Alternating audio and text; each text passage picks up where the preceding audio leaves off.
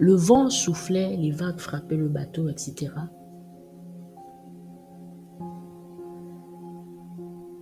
Jésus, alors qu'on est venu vers lui, on lui a demandé de payer les impôts.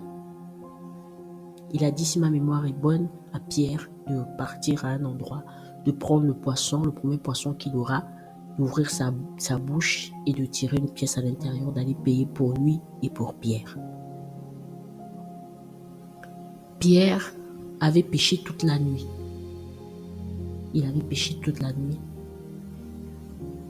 Et Jésus vient et lui dit, Pierre, prends ton filet, etc. Pierre, dit, Seigneur, j'ai péché toute la nuit.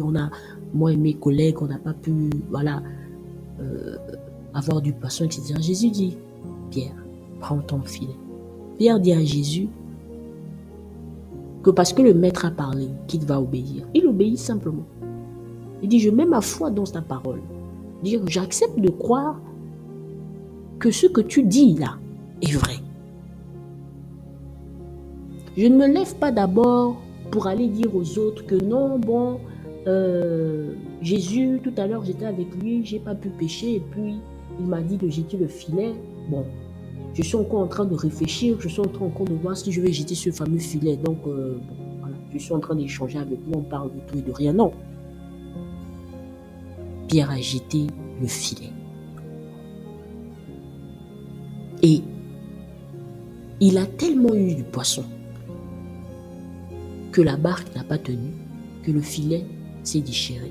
Tellement il y avait de poissons. Pourtant, Pierre et ses amis et ses collègues étaient des pêcheurs de poissons.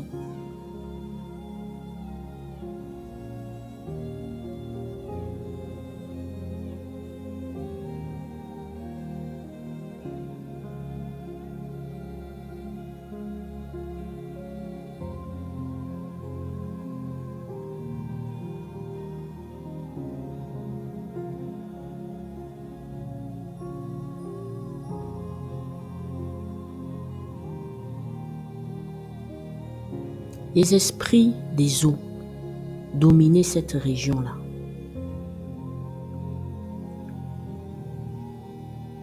C'étaient des esprits des eaux qui s'agitaient.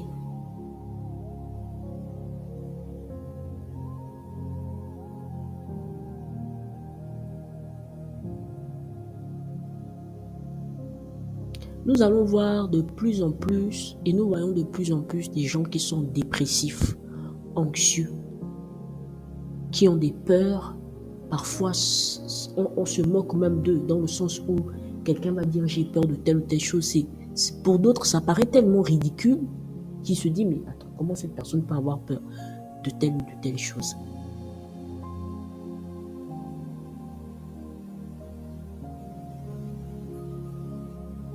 Ce sont ces esprits-là qui animent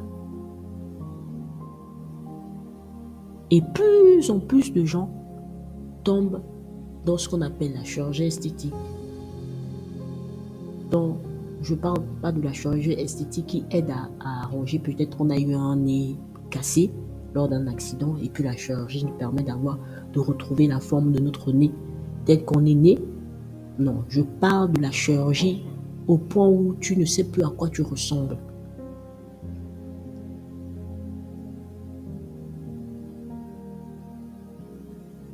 Où l'apparence devient un dieu. Où la beauté excessive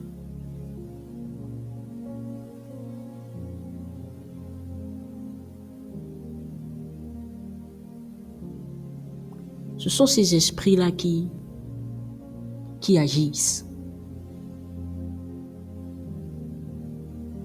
Ce sont ces esprits-là qui agissent.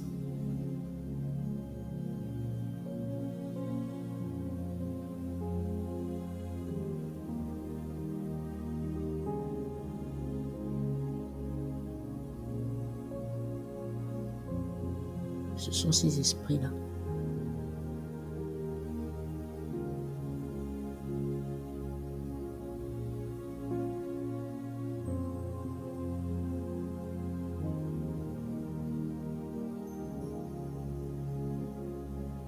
Ce sont ces esprits-là.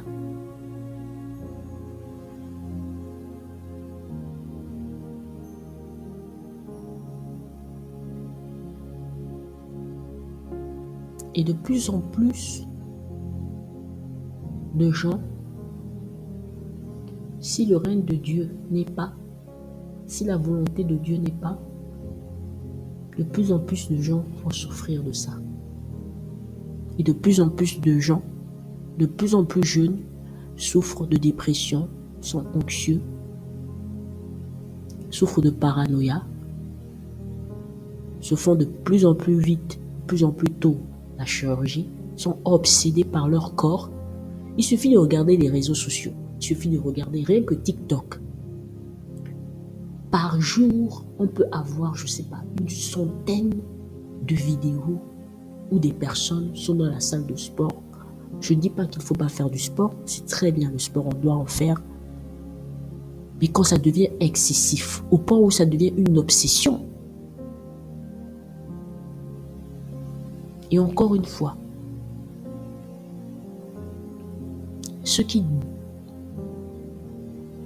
nous sommes esclaves de ceux qui dominent sur nous.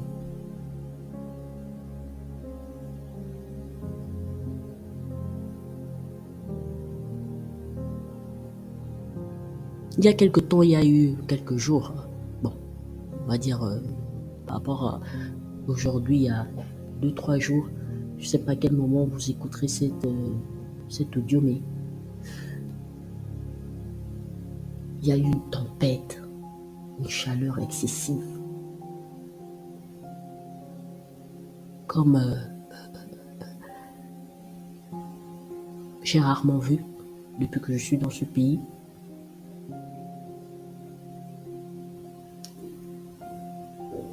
Et c'était... Pardon. C'était étouffant, c'était... étouffant dans tous les sens du terme. Au niveau de la respiration, au niveau de la vue, oppressant et étouffant. Et voilà, ça s'est fait et tout. Puis bon. Beaucoup d'entre nous, on a dit, c'est la météo, voilà, c'est la météo et tout. Mais Jésus lui-même a dit,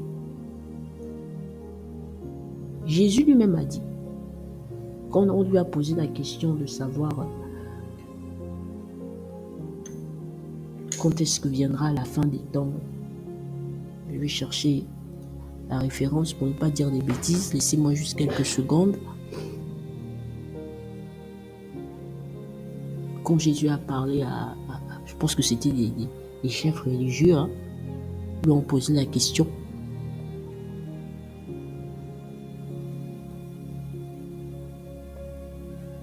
Et Jésus leur a dit que mais vous savez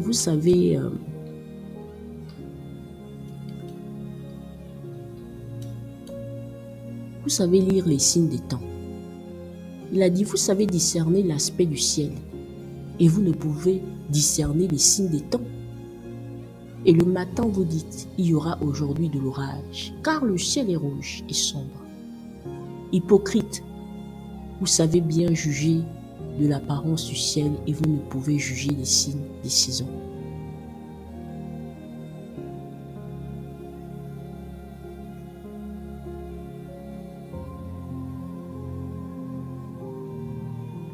Nous pouvons interpréter, nous pouvons regarder.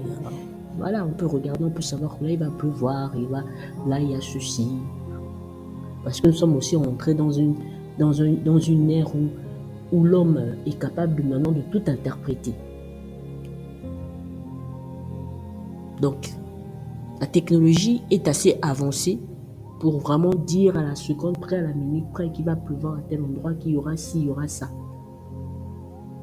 Mais lorsqu'il s'agit de ce genre de choses pour discerner, Jésus leur dit quoi? Il dit, hypocrite, vous savez bien juger de l'apparence du ciel et vous ne pouvez juger les signes des saisons.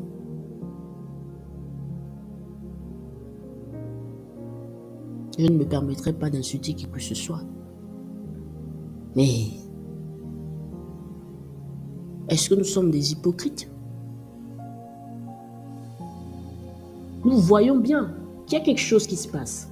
Ce n'est pas quelque chose de normal. Et je ne parle pas seulement de nous qui sommes dans ce pays où je me trouve. Je veux dire de manière générale. Nous sentons bien. Nous voyons bien. Mais que faisons-nous?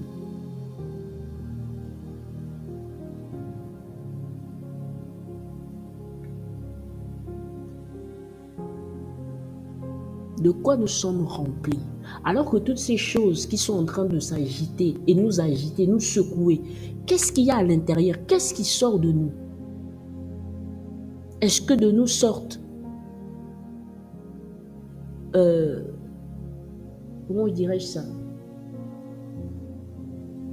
Nous ne sentons pas concernés par ce qui se passe dans le monde, nous ne sentons pas concernés. Est-ce que de nous sortent non, d'autres obsessions, d'autres priorités? Moi, ma priorité, c'est d'abord ceci, c'est d'abord cela, c'est d'abord ma vie, c'est d'abord mon ministère, c'est d'abord ci, c'est d'abord ça. Le reste, ça ne m'intéresse absolument pas.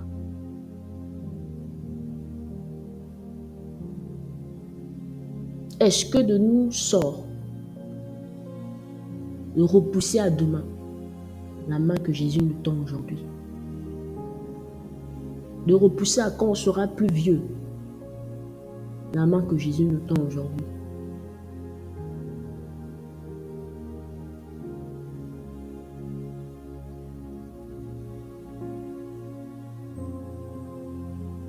Est-ce que de nous sort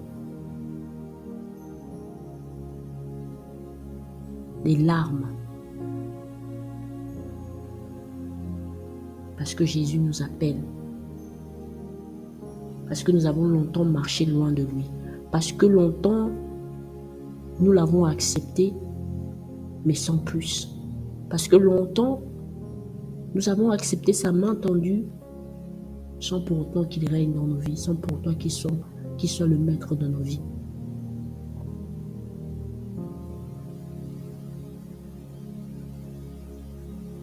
Le texte dont j'ai parlé, c'est Matthieu chapitre 16, verset 3.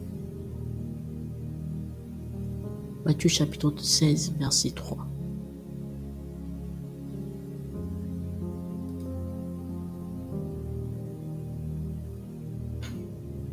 C'est la question.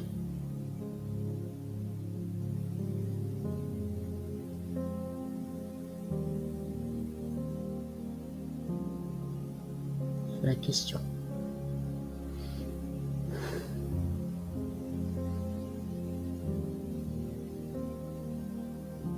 Oui, c'est la question.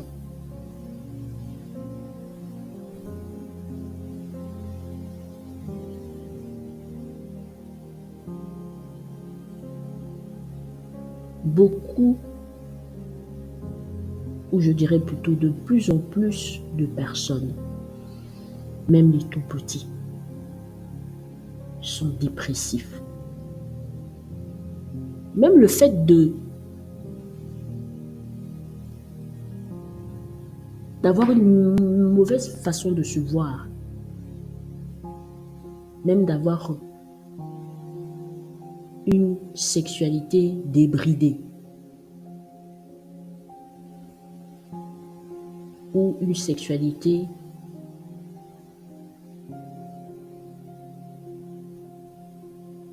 comment je dirais ça,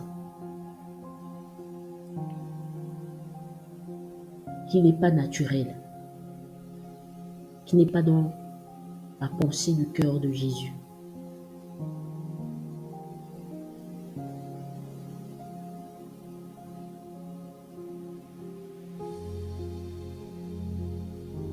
Ce sont ces esprits-là qui sont à l'origine de ça.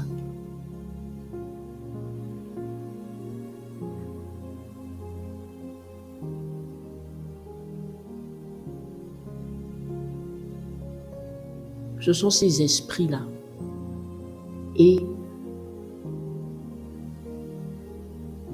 beaucoup travaillent avec ces esprits, même parfois même dans nos familles. Consciemment ou inconsciemment, on est allé voir quelqu'un qui a dit non, on va protéger la famille, voici telle chose qu'il faut faire pour que la famille soit protégée, pour que la famille soit couverte, qu'il n'arrive pas ceci, il n'arrive pas cela. On livre nos familles, on livre nos enfants, on livre nos parents, on livre notre descendance à ces esprits-là.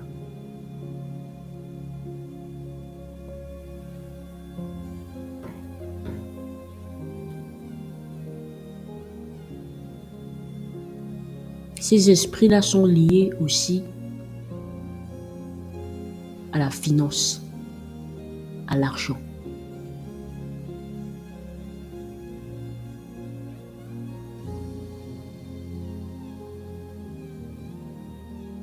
Si Dieu me fait la grâce, c'est des choses dont je n'ai jamais parlé.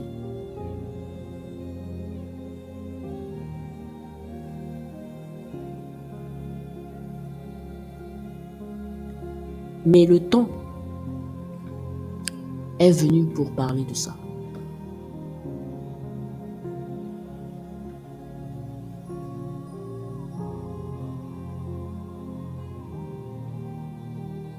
Moi-même, j'ai vécu ça. Moi-même, j'étais sous ces oppressions-là. J'étais sous ces dominations-là. Aussi longtemps que je me souvienne, et on va finir par là. Excusez pour le bruit. Aussi longtemps que je me souvienne, j'ai toujours cru que j'aimais les femmes. C'est-à-dire, j'étais attirée par les femmes, par les hommes aussi, mais je dirais peut-être un peu plus par les femmes. Je ne pourrais pas dire pourquoi ou à quel moment je me suis rendu compte de ça, j'ai réalisé cela. Et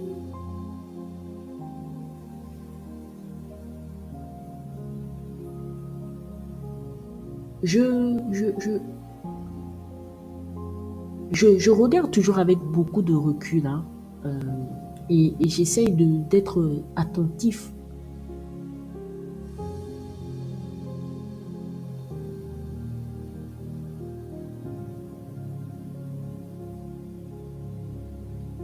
Il y a souvent un discours, parfois souvent que j'entends.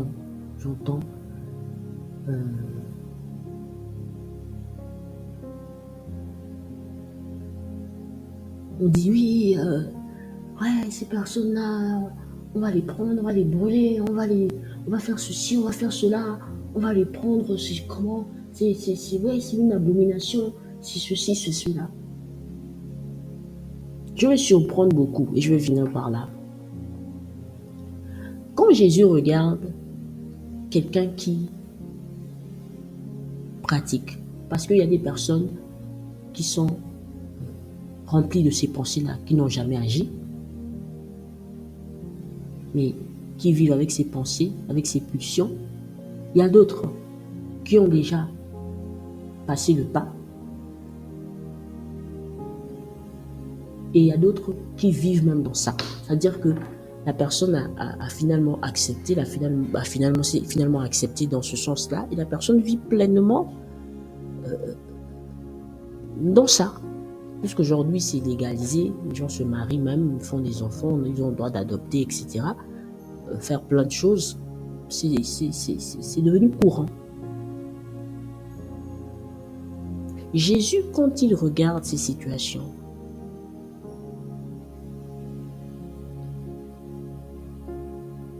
Jésus ne vient pas d'abord en condamnant, en accusant, en disant, un peu comme ce jeune homme-là qui était possédé par un esprit qui le poussait dans le feu, cet enfant, je pense que c'était un enfant ou peut-être un jeune adolescent, je ne sais pas trop, et qui était poussé dans l'eau et dans le feu et tout ça, et les disciples n'arrivaient pas à chasser ce démon-là, et Jésus est venu et tout, le papa a supplié Jésus et tout ça.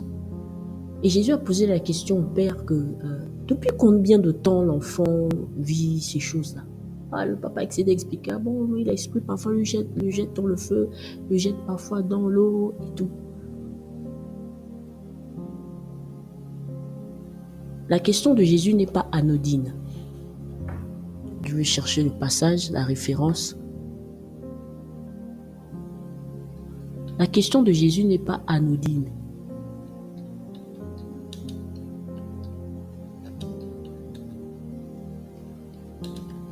Ou bien c'est pas une question...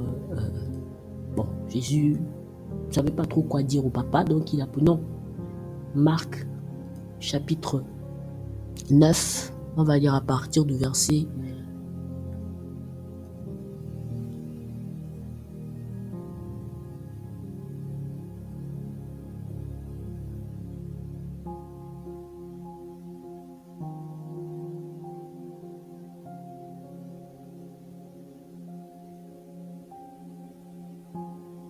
Je cherche ça. Jésus demanda au verset 21 au Père, « Combien y a-t-il de temps que cela lui arrive ?» Le Père dit, « Depuis son enfance, répondit-il. » C'est très important, la question de Jésus et la réponse du Père. Jésus n'a pas posé la question parce qu'il ne sait pas depuis combien de temps l'enfant est agité par cet esprit. Non, Jésus pose la question pour ceux qui sont autour de lui. Donc il y avait ses disciples, peut-être le papa avait les gens aussi qui étaient autour de lui. Peut-être qu'il est venu avec certains membres de sa famille, on n'en sait rien, la Bible ne nous dit pas. Mais il y avait des personnes autour de lui. Il y avait Jésus, il y avait le papa, il y avait l'enfant, il y avait les disciples qui étaient autour. Et nous savons que, bon, je dis nous savons, pour ceux qui écoutent mes vidéos, je le dis, j'essaie de le dire assez régulièrement, il n'y avait pas que les disciples qui marchaient avec Jésus, il y avait d'autres personnes. Donc certainement, il y avait un petit nombre, un groupe de personnes qui étaient là. Donc Jésus n'a pas posé la question parce que lui-même il ne sait pas, non. Jésus était Dieu, il était aussi un homme. Jésus a vécu toute forme, tout ce que l'homme vit comme questionnement, comme Jésus a vécu ça, dans le sens où Jésus a connu ça. Et il était aussi Dieu. Donc il n'y avait rien qui l'étonnait, il n'y avait rien qu'il ne connaissait, il connaissait tout. Mais il n'a pas triché en se disant, bon, comme certains veulent toujours dire non, il n'a pas connu nos souffrances, il ne sait pas de quoi il parle. Non, il sait de quoi il parle. Parenthèse que j'ouvre, que j'ai ferme. Jésus a posé la question pour que tous ceux qui sont là entendent. Il dit bien, combien y a-t-il de temps que cela lui arrive? Le papa dit depuis son enfance. Ça veut dire que certainement l'enfant, aussi loin que le père s'en souvienne, l'enfant a toujours été dans cet état. Ça veut dire que certainement, l'enfant, depuis tout petit, quand il a eu l'âge, où je pourrais dire, quand le démon a commencé à se manifester, comment dire, depuis que l'enfant est enfant, il a toujours été sous l'oppression de cet esprit-là.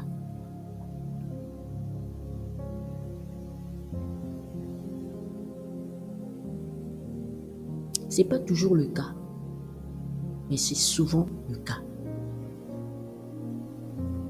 Donc lorsque Jésus regarde une personne qui est dans cette situation, une personne qui est oppressée dans ses pensées, une personne qui est tout le temps anxieuse, tout le temps dans le mal-être, qui s'inquiète pour tout, et tout le temps de manière à ce que ça devienne maintenant comme une obsession. Une personne qui est persuadée qu'elle entend des voix, persuadée qu'elle va mourir. Une personne qui est obsédée par la chirurgie esthétique, au point de se déformer, au point de ne plus pouvoir s'arrêter. Ce sont ces esprits-là qui sont derrière. Et donc Jésus ne regarde pas la personne en disant que cette personne est condamnée ou condamnable.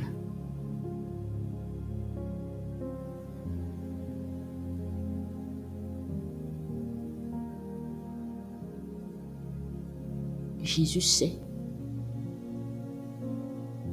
par où et à quelle occasion et comment cet esprit-là est entré dans la vie de cette personne.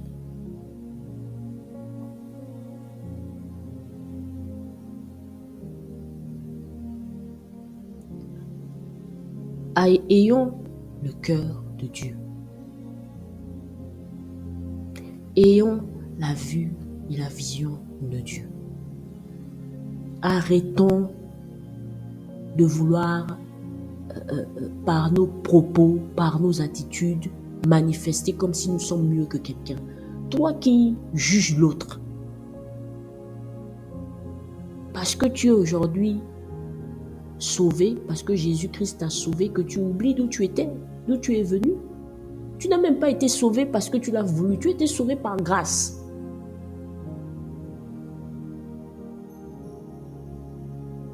Quel type de cœur avons-nous? Quel type de cœur avons-nous?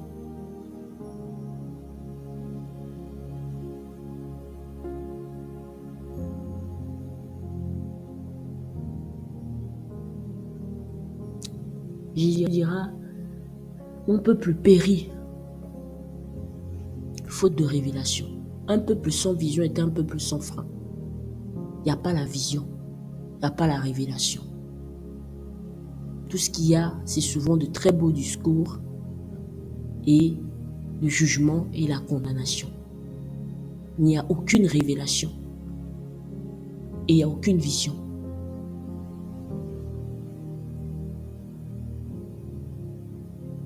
Mais nous allons être surpris. Nous allons être surpris. Parce que c'est ceux-là même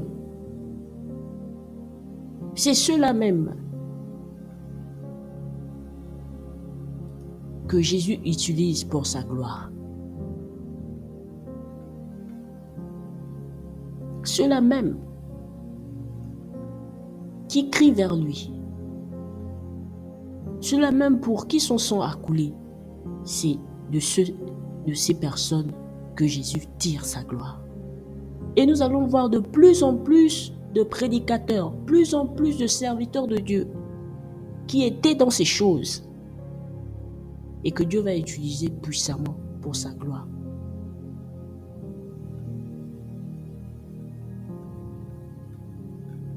Parce que Jésus n'est pas ce Dieu-là qui parle comme ça dans le vent juste pour parler. Je l'ai dit et je le répète. Jésus connaît la condition humaine. Jésus connaît les limitations des hommes. Jésus connaît la fragilité des hommes. Jésus entend les cris et voit la souffrance des hommes.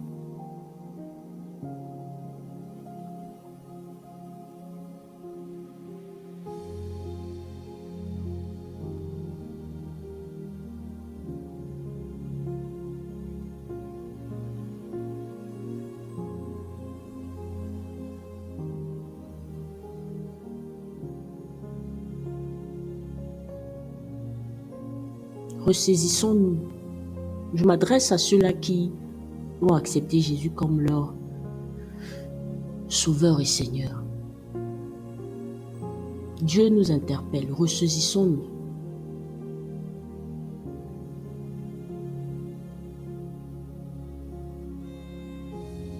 Jésus a laissé les 99 brebis pour aller chercher la brebis. Ça veut dire que sur 100 brebis là, il y a 99 qu'il a laissé pour aller chercher.